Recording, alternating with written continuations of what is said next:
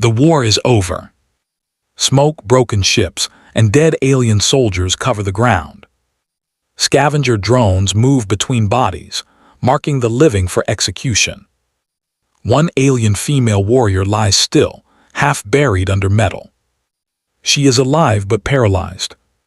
The alien warrior's condition. Her species believes weakness is shame. A warrior who cannot fight is already dead. Her spine is crushed. She cannot move her legs. Her own army scans her and walks away. Her thoughts third person. She remembers honor, battle, and loyalty. Now she feels only cold and fear. She waits for death. She believes she deserves it. The human arrival slow reveal. Hours later, unknown footsteps. Heavy boots, careful movement. Not a scavenger, not an alien. A human salvage medic alone. Suspense moment. The human sees her weapon first. Then her armor. Then her eyes still alive. He raises his rifle, pauses. Human choice, HFY core moment. Human scanners show her injuries are severe. No reward for saving her. Helping her risks his life. He lowers the rifle. The shocking act. He lifts her broken body onto his transport. She does not understand why. Her species would never do this. She expects betrayal. Welcome to my channel Starlight Sci-Fi Stories. Thanks for watching. Please like and subscribe. The war ended without victory. Smoke still drifted across the dead world, moving slowly over broken ground and shattered metal. The sky was dark, not from night but from ash. Burned ships lay scattered like fallen giants, their hulls split open, their lights dead. The battlefield was silent now, but it was not peaceful. Silence only meant that everyone who could scream was already gone. Among the wreckage, bodies covered the ground. Alien soldiers lay where they had fallen. Some were burned. Some were crushed. Some looked almost untouched, as if death had simply reached inside and turned them off. The ground was stained with dark blood that did not belong to any one species. Far from the center of the battle, half buried beneath a twisted slab of metal, one body still breathed. She was a warrior of the Keller Dominion. Her armor was cracked along the spine, the impact having torn through metal and bone alike. One of her arms lay at a wrong angle. Her legs were still, unnaturally straight, as if they no longer belonged to her. The lower half of her body could not feel the cold ground beneath it. She was alive. Her breathing was shallow and painful. Each breath burned her chest. She tried to move, to push herself free from the metal pinning her down, but nothing happened. No response came from her legs. No strength answered her command. Panic rose inside her, sharp and fast. She tried again. Nothing. Her species had no word for mercy. From birth, every Keller was taught the same truth. Strength was life and weakness was death. A warrior who could not fight was already gone. Survival was earned, not given. She knew this. She had lived by it. Now it was being turned against her. Footsteps approached. She did not turn her head. She did not need to. The sound of armored steps and heavy breathing told her everything. Her own kind had returned. She waited for the mercy strike. A shadow fell across her broken form. A scanning beam passed over her body, cold and precise. The light paused at her spine. It lingered there longer than anywhere else. She closed her eyes. The scanner clicked once. Injury irreversible, a voice said in her language, flat, without emotion. Mobility lost. There was a pause. Combat value, 0. She felt the presence above her shift. Armor plates moved. Weapons were adjusted. For a moment, she believed they would end it quickly. Instead, the shadow stepped away. No extraction, the voice said. Resources not wasted on the broken. Their footsteps moved off, growing quieter with each step. No blade, no shot, no final words. They left her there. Her eyes opened slowly, staring at the dark sky. Pain pulsed through her body in slow waves, but something else hurt more deeply than her wounds. She had been judged. She had been found lacking. For the first time in her life, she felt shame. Time passed, though she could not tell how much. The sky did not change. The ash continued to fall. Her breathing grew weaker, each breath more difficult than the last. Her vision blurred at the edges. She tried to remember the battles she had fought, the victories she had earned, the honor she had carried. None of it mattered now. This was how it ended. Left to rot on a world that would soon be forgotten. A faint sound reached her ears. At first she thought it was only her mind breaking apart, but the sound grew clearer, slow, careful, different from the heavy, disciplined steps of her people. These footsteps hesitated. They stopped. A new shadow crossed her vision. She turned her head slightly, just enough to see. The figure was wrong. Too small, too narrow, no crest, no extended armor plating. The shape was unfamiliar, awkward even. The armor it wore was patched and worn, clearly repaired many times. It did not carry the clean lines of military equipment. A human. Her instincts screamed danger. Humans were unpredictable, soft-bodied, weak compared to most species. Yet they were known for surviving things they should not. They were scavengers, medics, traders, sometimes soldiers, sometimes all at once. The human held a rifle, but it was lowered. He did not move closer. Instead, he stood still, looking at her. His helmet visor reflected her broken form. She could not see his eyes, but she felt them on her, studying, measuring. She prepared herself for pain. Humans were known to take prisoners, experiments, trade. Death would be better. The human slowly raised a handheld scanner. It beeped softly as it passed over her body. The device paused at her spine, just like the Keller scanner had. He said nothing. She forced herself to speak, though it tore at her throat. "Finish it," she said in broken common. "I am no longer useful." The human froze. For several seconds he did not respond. Then slowly he lowered the scanner. "That bad?" he asked quietly. His voice was calm, not mocking, not cruel. She did not answer. He stepped closer now, careful where he placed his feet. He knelt beside her, close enough that she could see the scratches on his armor, the faded symbols on his chest. He looked at her injuries again. "You've been here a while," he said. "Your people leave you." She closed her eyes. "Yes." The human exhaled through his nose, a slow breath filled with something she did not understand. Anger, perhaps, or sadness. He stood up and walked a short distance away. Her muscles tensed, useless though they were.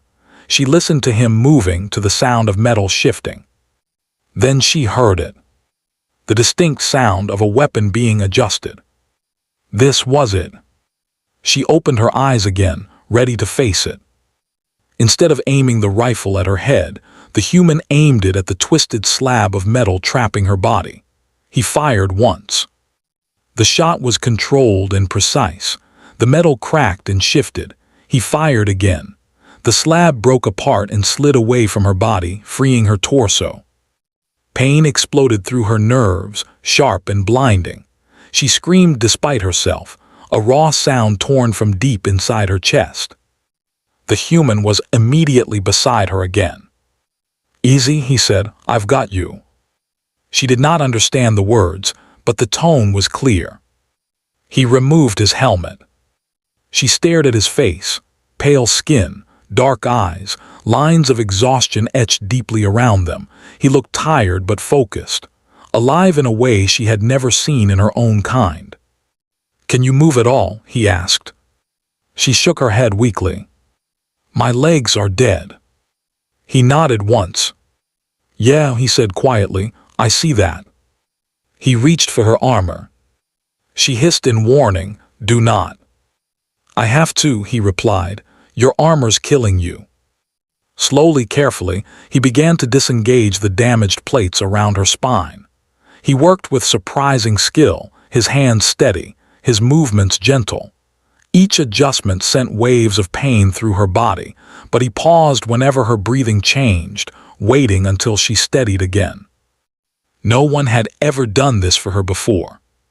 When the armor was removed, he wrapped her wounds with emergency sealant and pain suppressors. The burning in her body dulled, replaced by a heavy numbness. She looked at him, confused. "Why?" she asked. He met her gaze. "Because you're alive," he said simply. He activated a small hovering stretcher and carefully lifted her onto it. The machine adjusted itself to support her broken spine, keeping her still. She stared up at the sky as she was raised from the ground. "Human," she said weakly, "you gain nothing from this."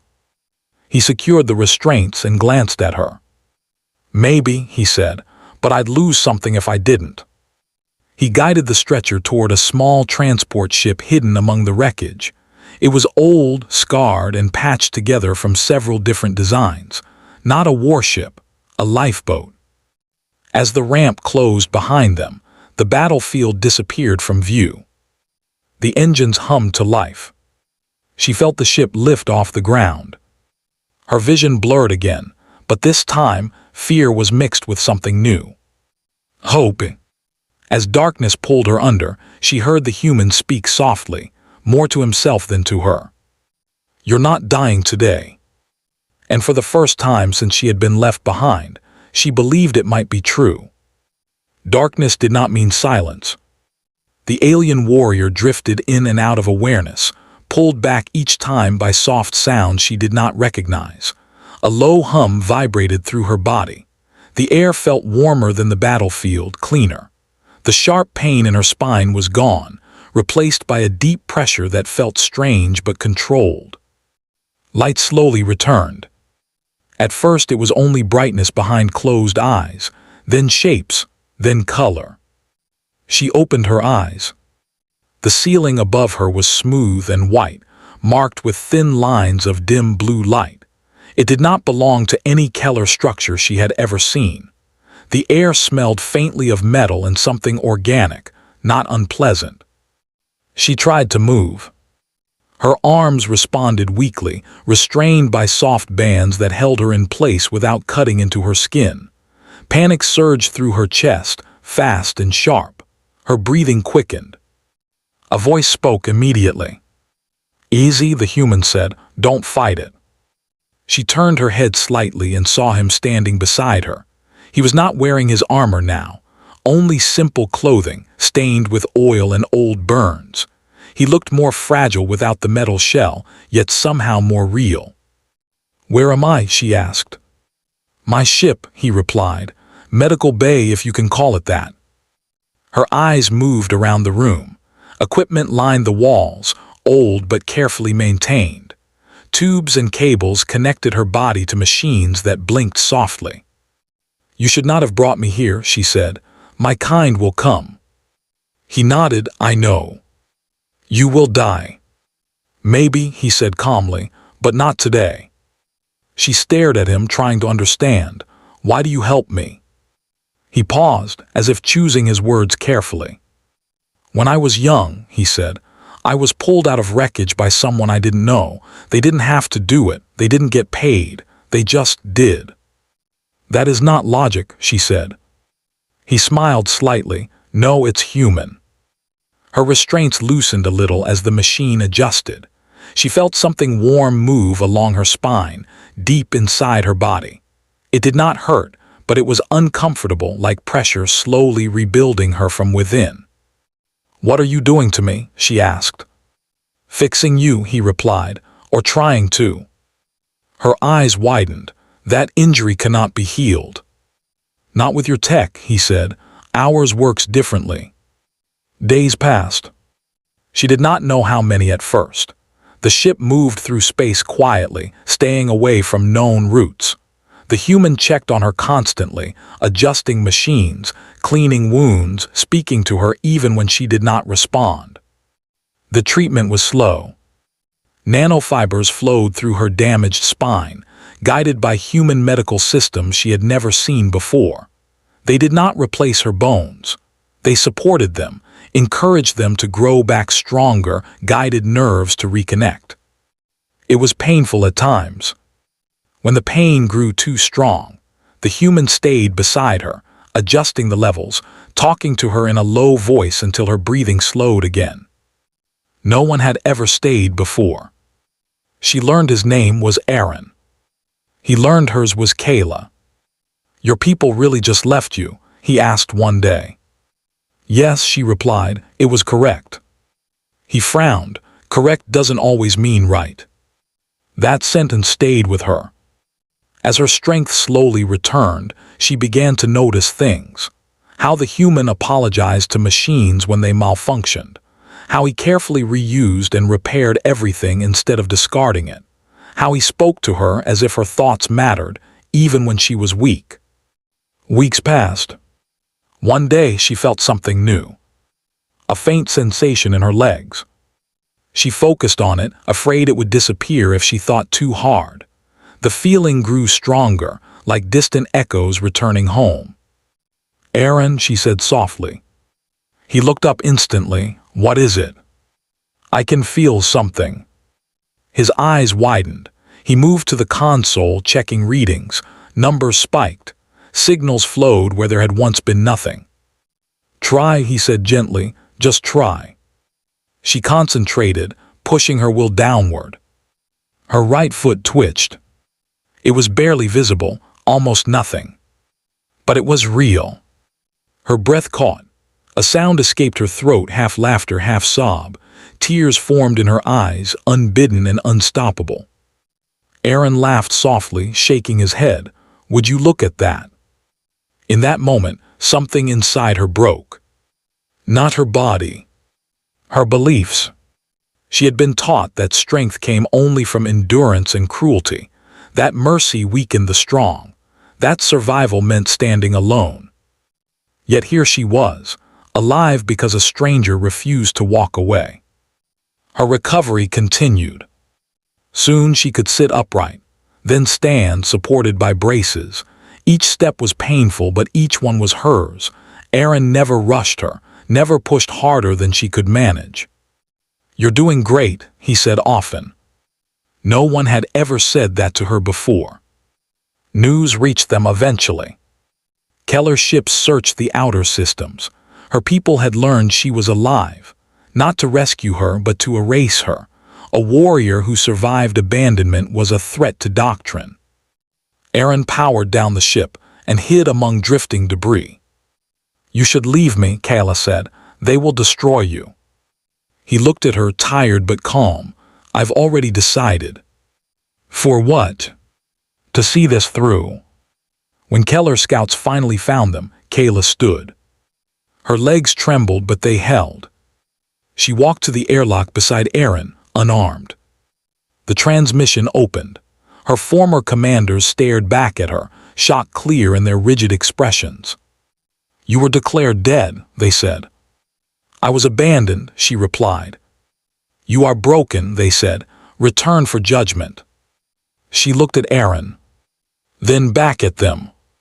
"No," she said. The word felt powerful. She stood taller, supported not by pride but by choice. "I live by a new code," she continued, "one that does not fear weakness." The transmission cut abruptly. The Keller ships withdrew. Not out of mercy. Out of fear.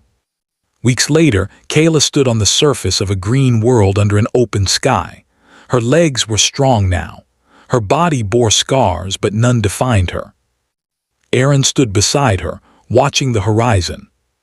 "You could have been something great," he said. She smiled slightly. "I am." She had been left to die. Instead, she was healed. Not just by human medicine, but by human kindness. And somewhere in the vast galaxy, stories began to spread. About a species that did not abandon the broken. About humans